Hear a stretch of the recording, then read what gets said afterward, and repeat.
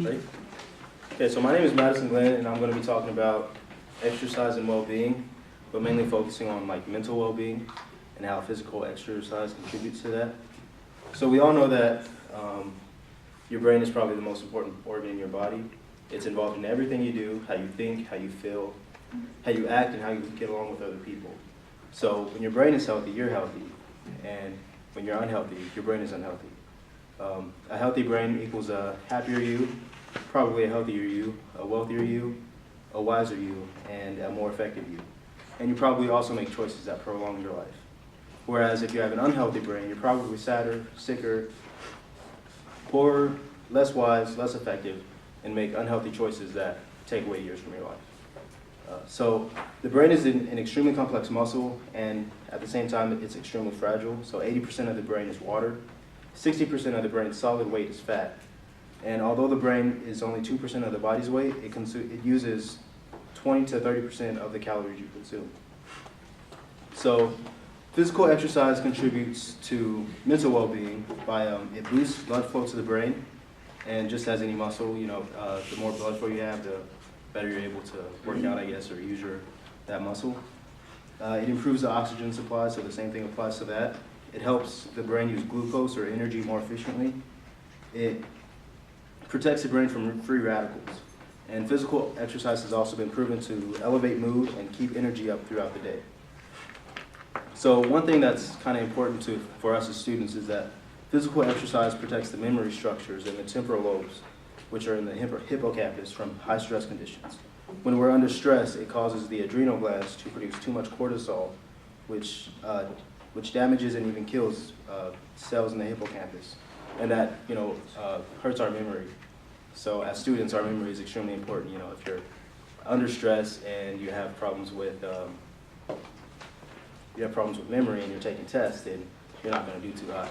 So aerobic exercise also reduces brain tissue loss.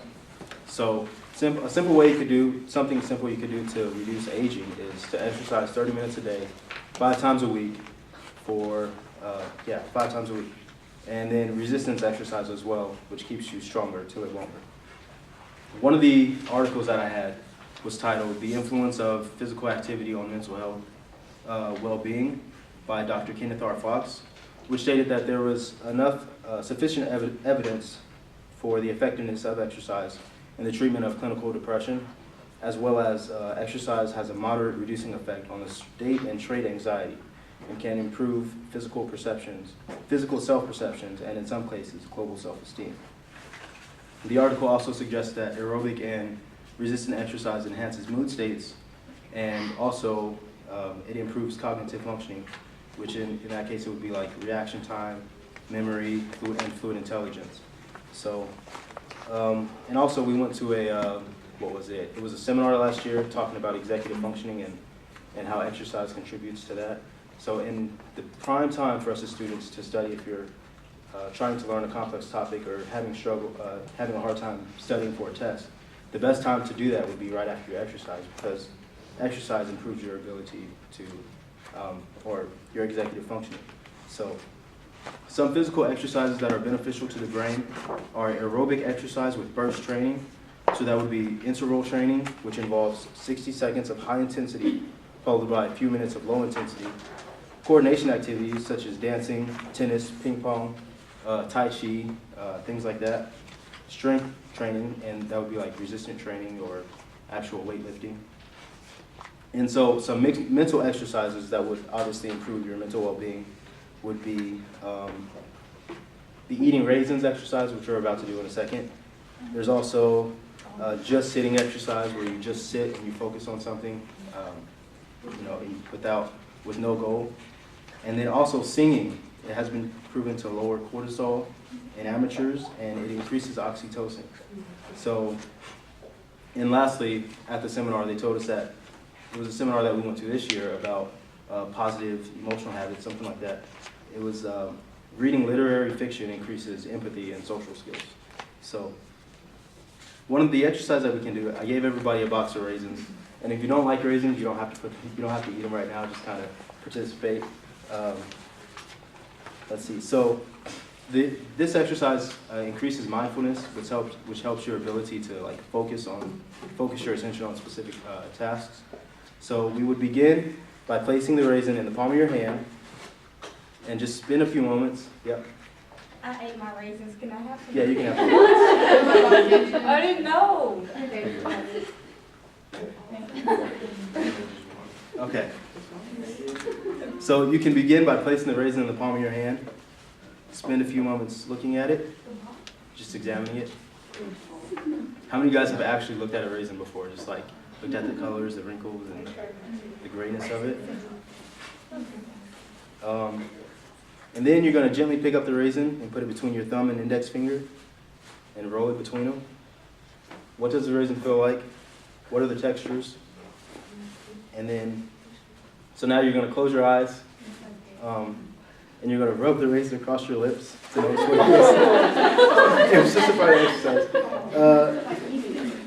And then, gently place the raisin on your tongue and let it sit on your tongue for a few moments. Don't chew it. Just leave it on the tongue and notice how the raisin feels and tastes. When you're ready, begin chewing. Bite the raisin very slowly and gently, extending the time it takes to bite through it as long as possible. What is it like? What does the raisin feel like between your teeth? What sensations, textures, tastes, and smells do you notice? If you feel the urge to swallow, resist it, and slowly chew the raisin for a minute or so. And finally, go ahead and give in to the urge to swallow.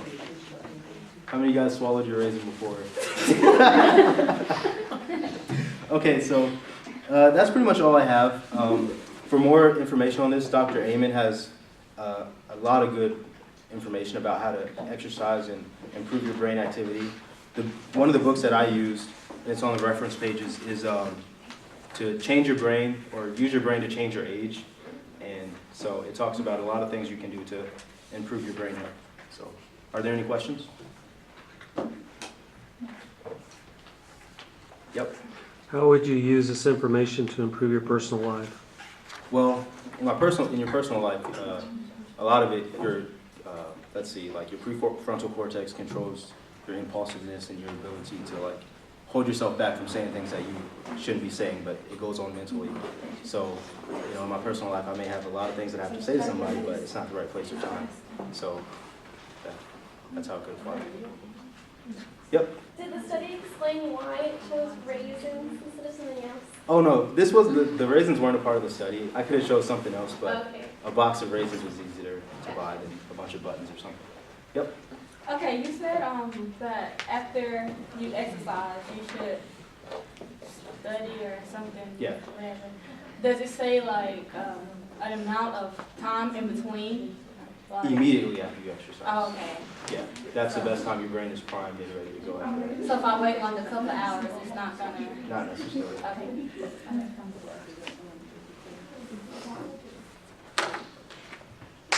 Josh.